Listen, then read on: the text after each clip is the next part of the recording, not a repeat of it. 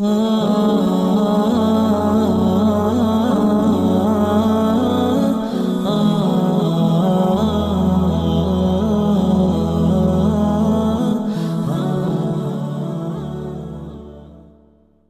পথের সন্ধান Islamic channel.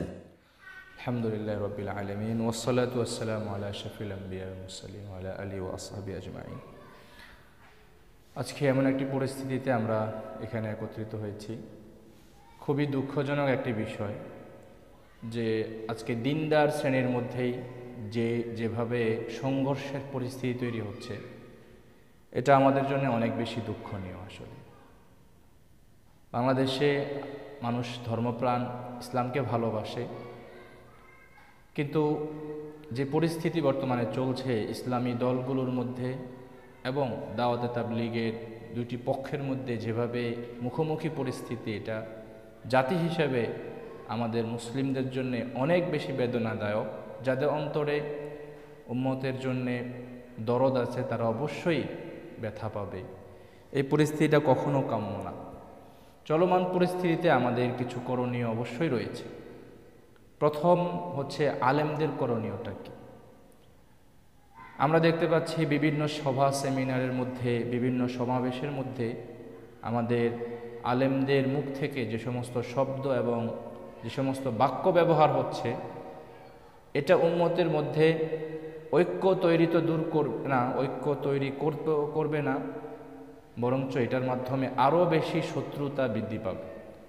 এজন্য আলেম সমাজকে আমি আহ্বান করব, উলামায়ে কেরাম আমরা অতীতেও জোরপূর্বক এবং প্রতিরোধমূলক কর্মসূচি আমরা অনেক নিয়েছি, কিন্তু আমাদের প্রতিরোধমূলক কর্মসূচিগুলো বেশিরভাগই ব্যর্থ হয়েছে। এবং আমাদেরকে অবশ্যই প্রতিটা দলের মধ্যে ঐক্য তৈরি করার জন্য মূল কারিগর হিসেবে আমাদেরকে কাজ করতে হবে। আজকে যে বিষয়টি মৌলিক বিষয়, সেটা হচ্ছে সাদপন্থী এবং সুরাপন্থীদের মধ্যে যে সংঘর্ষ, এই সংঘর্ষের মধ্যে আমাদের আলেম সমাজকে মিশিয়ে ফেলা হচ্ছে, যেন মানুষকে বোঝানো হচ্ছে যে আলেমরাই মূল সমস্যার কেন্দ্রে আছে বা আলেমদের কারণে সমস্যা হচ্ছে। আসলে আমাদেরকে এই বিষয়টা থেকে আলেম সমাজকে শিক্ষা নিতে হবে। আমি আলেমদের প্রতি উদাত্ত আহ্বান জানাবো, আমরা খুব সহজে একটা ফেরকাকে, একদল মানুষকে, একটা জামাতকে গোমরা, পথভ্রষ্ট, ইসরায়েলের দালাল, ইহুদিদের এজেন্ট, কাদিয়ানীদের দোসর এভাবে না বলে আমাদের উচিত আমাদের সবরের সাথে, ধৈর্যের সাথে এই ফিতনাটাকে মোকাবেলা করা। আজকে অনেক সাথীরাই আমাদের বিভিন্ন বাক্য এবং বক্তব্যের কারণে মুয়াফিক সাথীরাও মুখালিফ হয়ে যাচ্ছে। এজন্য সকলকে আহ্বান করব, আমাদের মুরব্বী থেকে শুরু করে সবাইকে, আমরা যেন আমাদের শত্রু বৃদ্ধি না করি। আমরা আমাদের আচরণের চারদিকে শুধু শত্রু বৃদ্ধি করছি। নানা রকম দলের সাথে আমাদের বিভিন্ন রকমের সংঘর্ষ অনেক দীর্ঘদিন থেকে। এটা না হয়ে আমরা মহাব্বতের সাথে আমরা শেষ চেষ্টা করতে পারি যে যারা মাওলানা সাদ সাহেবের ভক্ত আছেন, যারা তাকে আমির মেনে চলতে চান, তাদের সাথে কিভাবে ঐক্য তৈরি করা যায়। দ্বিতীয় বিষয় হচ্ছে, আমার মনে হয় আলেমদেরকে নিজেদেরকে তাবলীগের কর্ণধার মনে না করে আমাদের নিজেদেরকে দ্বীনের কর্ণধার মনে করে তাবলীগের দুই পক্ষের মধ্যে সমঝোতার চেষ্টা করা। আমরা দ্বীনের কর্ণধার আর তাবলীগের দায়িত্বশীল দুই পক্ষের আলেমদেরকে অথবা দুই পক্ষের জিম্মাদার সাথীদেরকে একসাথে বসিয়ে সিদ্ধান্তের জন্য আমরা আহ্বান জানাতে পারি। সবাই এখন একই কথা বলছে যে আলেমদের কারণে সিদ্ধান্ত হচ্ছে না, যেটা বিষয়টা ভুল। আমার মনে হচ্ছে যে আমাদের যারা আমরা উলামায়ে কেরাম আছি, আমরা দ্বীনের কর্ণধার হিসেবে, দ্বীনের দায়িত্বশীল হিসেবে ব্যাপক দায়িত্বের জায়গা থেকে তাবলীগের দুই পক্ষের মধ্যে আমরা একটি সমঝোতা করাতে পারি, যেখানে আমরা তৃতীয় পক্ষ হিসেবে আমরা শুধু অভিভাবকের দায়িত্ব পালন করব। আরেকটি মৌলিক বিষয় হচ্ছে যে তাহলে সাদ সাহেবের ভ্রান্ত বিষয়গুলো নিয়ে আমাদের করণীয় কি। সাহেব তিনি যদি বয়ান করেন, এক মুখে বয়ান করবেন, বিভ্রান্তি যদি তিনি ছড়ান, এক মুখে ছড়াবেন। কিন্তু আমরা বাংলাদেশে লক্ষ লক্ষ আলেম সমাজ আমাদের লক্ষ লক্ষ মিম্বার থেকে আমরা সেই ভ্রান্তিগুলো যখন নিরসন করে দিব, তখন মানুষ বুঝতে পারবে এবং সাদ সাহেব একার পক্ষে তার পুরা বাংলাদেশকে গোমরা করে ফেলা এটা সম্ভব হবে না। এজন্য সংঘর্ষে না গিয়ে প্রতিরোধ, আক্রমণাত্মক শব্দ, আক্রমণাত্মক পরিস্থিতি তৈরি না করে দ্বীনের স্বার্থে আমাদেরকে সাদ সাহেবের অনুসারীদেরকে অনেকটা শান্তভাবে পরিস্থিতি মোকাবেলা করা উচিত। আমরা এখন নিজেদেরকে তাবলীগের কর্ণধার দাবি করছি, অথচ আমরা বাস্তবিকভাবেই দ্বীনের কর্ণধার। আমাদের অনুমতি এবং পরামর্শে তাবলীগটা হয়তো চলতো।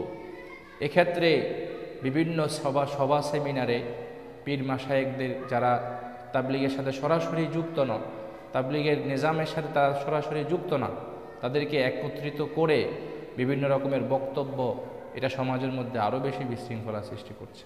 এজন্য আলেম সমাজের কাছে আমার উদাত্ত আহ্বান থাকবে যে আমরা তাবলীগের সুরাপন্থীদের সাথে এমনভাবে মিলব না যেন আমরাই সুরাপন্থী। এটা আমার বিশেষ আহ্বান থাকবে।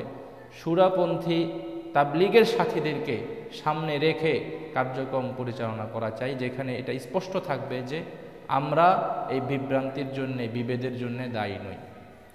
এবং সাদ সাহেবের মোকাবেলার ক্ষেত্রে আমাদের পন্থা হবে, আমরা আমাদের মিম্বার থেকে, আমাদের জায়গা থেকে আমরা তার ভ্রান্তিগুলো মানুষের সামনে স্পষ্ট করে তুলব এবং আমরা আমাদের মিম্বার থেকে যখন বয়ান করব, তাবলীগের সব পক্ষের সাথীরাই, বুঝবান সাথীরা সেটা মেনে নেবে, অথবা যাদের ইচ্ছা আছে বুঝবে, যাদের হেদায়েত হবে তারা মেনে নেবে।